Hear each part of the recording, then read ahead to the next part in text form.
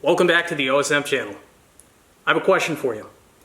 What is the most dangerous thing that you keep in your work truck, your shop, or your garage? I want you to think about that, pause the video, and let me know in the comment section down below. Now, if you were to ask me 10, 15 years ago what I thought the most dangerous thing I kept in the garage was, I'd probably tell you, well, it's a 5-gallon jug of gasoline. But that answer has changed. I think without question, the most dangerous thing that I keep in the shop now are lithium-ion batteries. And what really scares me is something called thermal runaway. I'm going to read you the definition in a moment, but today's video, we're going to talk about thermal runaway and how to mitigate the risk of it possibly happening to you. Now, what's the definition of a thermal runaway? Well, a thermal runaway in a battery is a self-accelerating chain reaction where an increase in temperature triggers exothermic chemical changes, generating more heat than the cells can dissipate.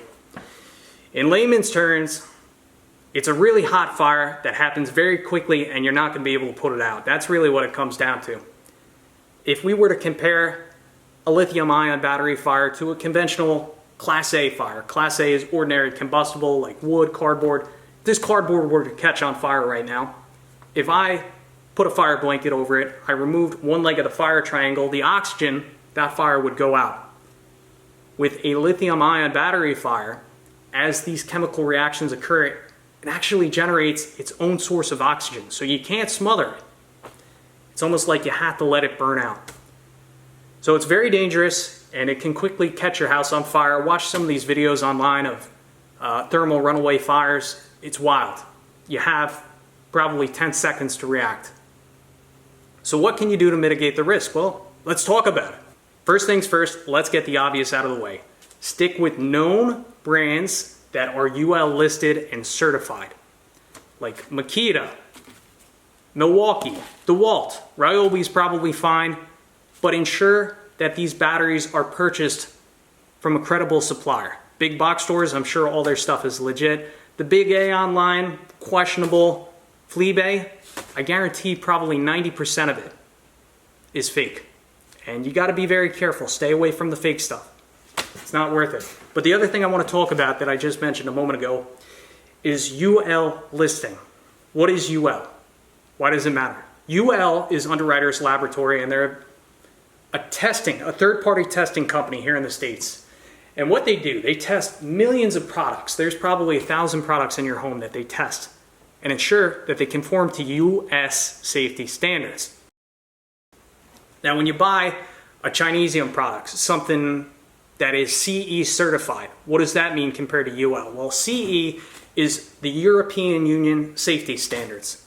Now, the problem with CE certificates is they are self-certifications.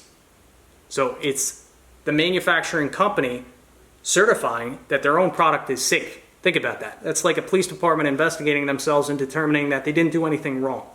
Not to mention, I'm sure there's many CE safety standards that don't conform to US safety standards. We're a different country and we do things a little bit differently around here. So again, stick with known brands that are UL listed and certified here in the States. That means batteries, tools, and chargers. It's not worth the risk using the Chinesium stuff. So what are the main causes of lithium-ion battery fires? According to my research, 35 to 54% occur from overcharging or incompatible chargers. So obviously you want to use known, UL-listed, trusted, compatible chargers with your batteries. And two, a rule I have in the shop here, I only charge my batteries when I am physically in the shop, kind of watching over things. When I leave the shop for the night, I pull all these batteries off the chargers, even if they're not fully charged. It's just not worth the risk. Now, 28% occur from manufacturing defects, which I would think is extremely rare with these known UL-listed brands. There's a lot of safety technology in these batteries. That's why they're so expensive. The circuit boards, the protection devices, the casing, the cushioning. So again, stick with known UL-listed brands, and 18 to 22% are from physical damage. Now, that's something you have to watch for. If you were to puncture this battery case with something sharp, that could absolutely cause a thermal runaway. Now, I'm sure these are tested and they're in compliance with US safety standards. You know, these batteries are probably designed to take a drop, but if I ever drop a battery even a couple of feet, I'll leave it outside for the night, away from things, on the driveway, just in case something is going to happen. It's outside and away from the house. So those are some of the things you really got to watch for. So the final thing I want to share with you is how I store my batteries and tools when not in use. So first things first, the batteries are stored in this drawer. They're not on top of the workbench. And by having them in the drawer, you know, it prevents accidental falls, which could create a puncture or internal damage, right? So having them in the drawer helps mitigate that risk. Second thing you'll notice is when the batteries are not in use, they are physically disconnected from the tools. And this helps to prevent phantom drawdowns, helps to keep the batteries charged up, but also, more importantly, it prevents accidental activations of the tools. How many times have you had, you know, a drill or driver in a tool bag in the back of your truck and then it starts going off randomly? Well, this prevents that. And the final thing I'll point out here, I keep everything in this steel toolbox. And steel is a non-combustible material. So God forbid, if there was a thermal runaway here, I feel like this would help to buy some time. It's not going to extinguish the fire because remember, a thermal runaway produces its own oxygen. It's going to burn very hot. It may eventually, you know, burn everything up and it might catch to everything else in the garage. But by having everything in a steel box, it's going to buy very precious time. In fact, if I'm here in the garage, this toolbox is on wheels. If I catch it early enough, and it's safe for me to do so, I can wheel this outside and get this fire out of the garage. They do make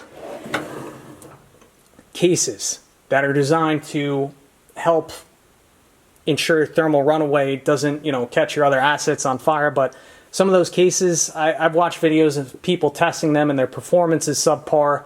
I've seen people use ammo cans, but you got to take the seal off the ammo cans because if you leave the seal on, it could create an explosion risk. So I just feel like having these batteries in this steel toolbox, it helps to mitigate the risk and it helps me sleep a little bit better at night.